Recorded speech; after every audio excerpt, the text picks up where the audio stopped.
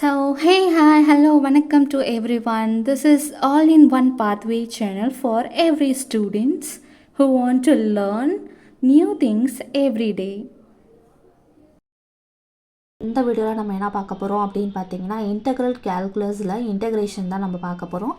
So already நான் என்ன பண்ணியிருக்கேன் அப்படின்னா ஃபஸ்ட்டு வீடியோவில் இதனுடைய பேசிக்கான 21 ஃபார்முலாஸையுமே நான் வந்து என்ன பண்ணியிருப்பேன்னா எக்ஸ்பிளைன் பண்ணி போட்டிருப்பேன். அந்த வீடியோவை பார்த்துட்டு வந்துடுங்க. அதுக்கப்புறம் தான் இந்த வீடியோ உங்களுக்கு ஈஸியாக புரியும். அதாவது இந்த வீடியோ பொறுத்த வரைக்கும் என்னென்னா அந்த ஃபார்முலாஸை சப்போஸ் இப்படி கேட்டாங்க அப்படின்னா அந்த ஃபார்முலா வச்சு இப்படி பண்ணுறது அப்படின்றத மட்டும் தான் பார்க்க போகிறோம். ஓகேங்களா? ஸோ இது மெயின் பார்ட்லாம் இல்லை, அதாவது மெயின் பார்ட் தான், பட் ஆனால் சம்ஸ்க்கு இடையில தேவைப்படக்கூடிய பார்ட்ஸ் செய்யலாம். ஓகேங்களா? ஸோ இதெல்லாம் வந்து அந்த ஃபார்முலா வச்சு எப்படி போடுறது அப்படின்றது மட்டும் நம்ம பார்க்க போகிறோம். ஓகேங்களா? ஸோ வாங்க வீடியோக்குள்ளே போகலாம். எக்ஸ் பவர் -4 அப்படின்னு இருக்குது இல்லையா?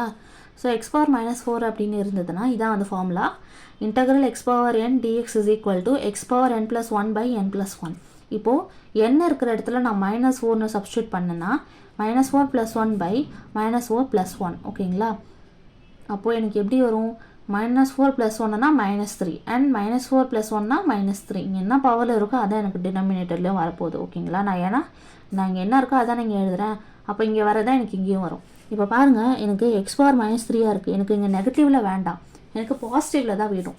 அப்போ நான் என்ன பண்ணிக்கலாம்னா இதை நான் கீழே கொண்டு வந்துட்டேன் அப்படின்னா எனக்கு பாசிட்டிவில் வந்துடுமா? எஸ், பாசிட்டிவில் வந்துடும்.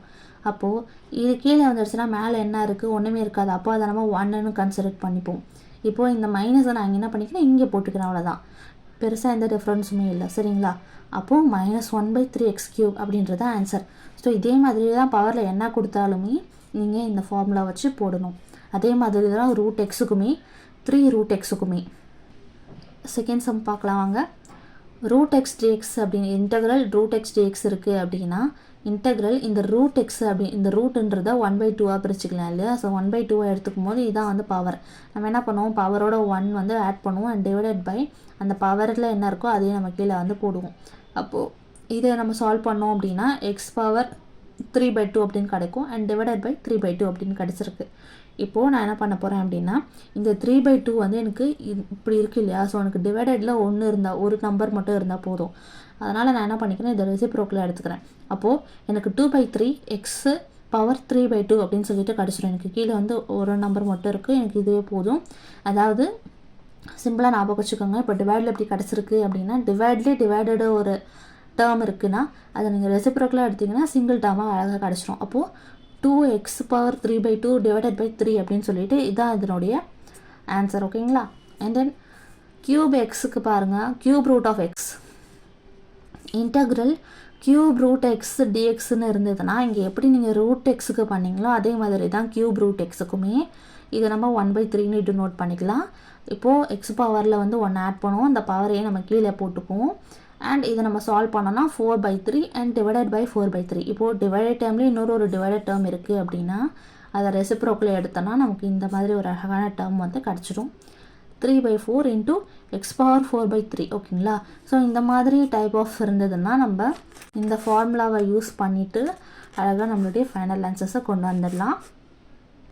இப்போது இன்டகிரேஷன் e⁻x-க்கு இருந்ததுன்னா எப்படி இதை வந்து நம்ம பண்ணலாம் அப்படின்னு பார்த்தீங்கன்னா இன்டெக்ரல் e⁻2x dx இருக்குது அப்படின்னு பாருங்கள். இப்போது e⁻x என்ன இருக்கோ அது அப்படியே தான் நமக்கு வரும் அப்படின்னு சொல்லிட்டு தெரியும் இல்லையா? ஆனால் இங்கே பாருங்கள் எக்ஸ்ன்னு இல்லாமல் 2x அப்படின்னு சொல்லிட்டு இருக்குது. இங்கே பாருங்கள், here we differentiate and put in denominator. For an example, நம்ம நார்மலாக டிஃப்ரென்ஷியேஷன் என்ன பண்ணுவோம் அப்படின்னா e⁻2x × 2 அப்படின்னு போடுவோம் இல்லையா? இங்கே இன்டெக்ரல் கேல்குலஸ் ஸோ இன்டெகிரேஷனாக இருக்குது அப்படின்றதுனால நம்ம அந்த சைடில் போடக்கூடிய 2, அதாவது இன்டூவில் போடக்கூடிய 2 வந்து பார்த்திங்கன்னா டிவைடடில் போடணும். ஓகேங்களா? அதனால தான் நமக்கு e⁻2x டிவைடட் பை 2 அப்படின்னு சொல்லிட்டு இருக்குது. இன்னொரு சில சம்ஸ்லாம் பார்த்தா உங்களுக்கு ஈஸியாக புரிஞ்சிடும். ஸோ அடுத்த சம் பாருங்கள், e⁻−2x அப்படின்னு இருக்கும்பொழுது அதை நம்ம எப்படி எழுதணும்? e⁻−2x போட்டுட்டா அண்ட் தென் டிஃப்ரென்ஷியேட் பண்ணும்போது நமக்கு -2 அப்படின்னு சொல்லிட்டு கிடைக்கும். அந்த -2 நான் என்ன பண்ணிக்கிறேன், டிவைடில் போட்டுக்கிறேன். அப்போது இந்த மைனஸை நான் எப்படி எழுதிக்கலாம் இல்லையா? ஸோ -e⁻−2x/2 அப்படின்றத ஆன்சர். அடுத்த சம் பாருங்கள், இன்டெக்ரல் e⁻√2x dx அப்படின்னு இருக்குது. அதாவது நமக்கு e⁻ என்ன இருக்கோ அதே தான் நமக்கு வரும். ஓகேங்களா? அதை எழுதிட்டு அண்ட் தென் நமக்கு என்ன டிஃப்ரென்ஷியேட் பண்ணால் √2 அப்படின்னு வரும் இல்லையா, இந்த √2 நான் என்ன பண்ண போகிறேன் அப்படின்னா டிவைடட் கீழே வந்து √2 அப்படின்னு சொல்லிட்டு டினோட் பண்ணிவிடுவேன். ஓகேங்களா, நீங்கள் டிஃப்ரென்ஷியேட் பண்ணி டிஃப்ரென்ஷியலில் என்ன பண்ணுவீங்கன்னா சைடில் போடுவீங்க, அதாவது இன்ட்டு போடுவீங்க. ஆனால் இன்டெக்ரல் பொறுத்த வரைக்கும் நீங்கள் டிவைடில் போட போகிறீங்க. ஓகேங்களா, இப்போது sin 2x, cos 3x, sin √x, cos √5x இப்படிலாம் இருந்தால் இது எப்படி பண்ணலாம் அப்படின்னு பார்த்தீங்கன்னா, இன்டெக்ரல் sin 2x dxக்கு நம்ம இன்டெக்ரேஷன் எடுத்தோம்னா ஆல்ரெடி சொன்ன மாதிரி sin xக்கு மைனஸ் cos xன்னு இருக்கும். இங்கே sin 2xன்னு இருக்குது, அதனால் மைனஸ் 2x அப்படின்னு எழுதிக்கலாம். இப்போ டிஃப்ரென்ஷியேட் பண்ணும்பொழுது நமக்கு என்ன கிடைக்கும், 2 அப்படின்னு வரும் இல்லையா, அந்த 2 நான் என்ன பண்ணிக்கிறேன் டிவைட் டேர்மில் போட்டுக்கிறேன். ஓகேங்களா, டிஃப்ரென்ஷியலில் நம்ம என்ன பண்ணுவோம் இன்ட்டு 2ன்னு போடுவோம், இங்கே இன்டெக்ரலில் நம்ம டிவைடில் போட்டுக்கிறோம். இங்கே sin x இருந்தால் நம்ம மைனஸ் cos xோடன்னு எடுத்துருக்கலாம். ஆனால் இங்கே sin xயில் அதுக்கு பதிலாக 2x அப்படின்னு இருக்குது. அதனால தான் நம்ம என்ன பண்ணுறோம் டிஃப்ரென்ஷியேட் பண்ணி கீழே போடுறோம். சரிங்களா, and then cos 3x dx இருக்குது அப்படின்னா இது எப்படி கொண்டு வரலாம், cos xக்கு sin x, அப்போ இங்கே cos 3xன்னு இருக்கும்போது sin 3xன்னு எழுதிக்கலாம்ல. டிஃப்ரென்ஷியேட் பண்ணும்போது நமக்கு என்ன ஆகிடுச்சு 3 வரும், அதை நம்ம என்ன பண்ணுவோம் டிவைடில் போட்டுப்போம். ஓகேங்களா, அதே மாதிரி sin √2 xக்கு என்ன பண்ணணும், sin xக்கு மைனஸ் cos x அப்படின்னா sin √2க்கு மைனஸ் cos √2x. ஓகேங்களா, ஓகே இங்கே வந்து எக்ஸ் போட மறந்துட்டேன்.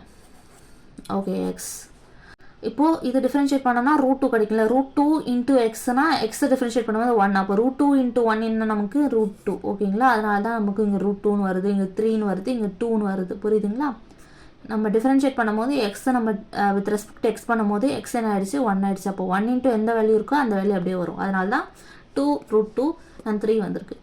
அண்ட் தென் லாஸ்ட் ஒன் பாருங்கள், cos √5x அப்படின்னு இருக்கும் பொழுது அதுக்கு இன்டெக்ரல் எடுத்தோம் அப்படின்னா நமக்கு என்ன கிடைக்கும் அப்படின்னா cos x பண்ணும்போது நமக்கு sin x, அப்போ cos √5xனா எனக்கு sin √5x.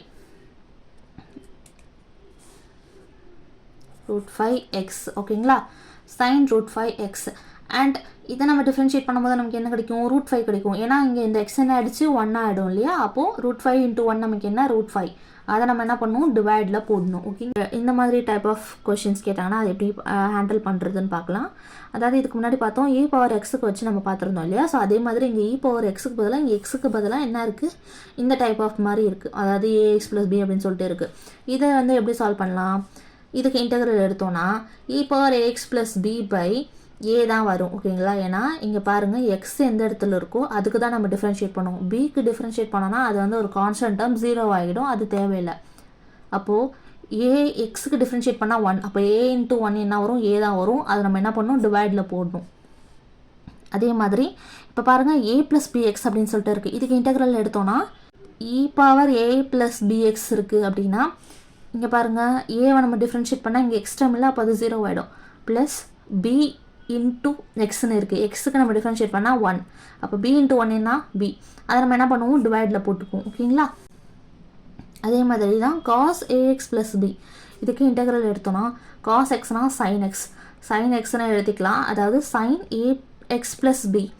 அண்ட் இதுக்கு நம்ம டிஃப்ரென்ஷியேட் பண்ணோன்னா நமக்கு என்ன கிடைக்கும் a கிடைக்கும். ஓகேங்களா, இது வந்து 0 ஆகிடும். அப்போது நம்ம என்ன பண்ணுவோம் அதை கீழே டிவைடில் போட்டுக்குவோம்.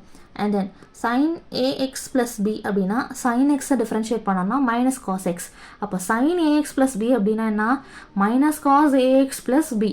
ஓகேங்களா, அப்போது இங்கே பாருங்கள் இதுக்கு டிஃப்ரென்ஷியேட் பண்ணோன்னா என்ன கிடைக்கும், இதுக்கு வந்து ஏன்னு கிடைக்கும், இதுக்கு வந்து 0 அப்படின்னு சொல்லிட்டு கிடைக்குது. ஏன் அப்படின்றது உங்களுக்கு புரியுதா, ஏன்னா எக்ஸை டிஃப்ரென்ஷியேட் பண்ணால் 1, அப்போ a × 1 என்ன a. அண்ட் தென் இங்கே எதுவுமே இல்லை, அப்போ b டிஃப்ரென்ஷியேட் பண்ணால் என்னது 0 ஆகிடும், ஏன்னா இது வந்து கான்ஸ்டன்ட் டேர்ம். சரிங்களா, அப்போ நமக்கு இதுதான் ஃபைனல் ஆன்சர். இந்த வீடியோ உங்களுக்கு பிடிச்சிருந்தது அப்படின்னா யூஸ்ஃபுல்லாக இருந்தது அப்படின்னு நீங்கள் நினச்சிங்கன்னா லைக் பண்ணுங்கள், ஷேர் பண்ணுங்கள் அண்ட் மறக்காமல் சப்ஸ்கிரைப் பண்ணிக்கோங்க.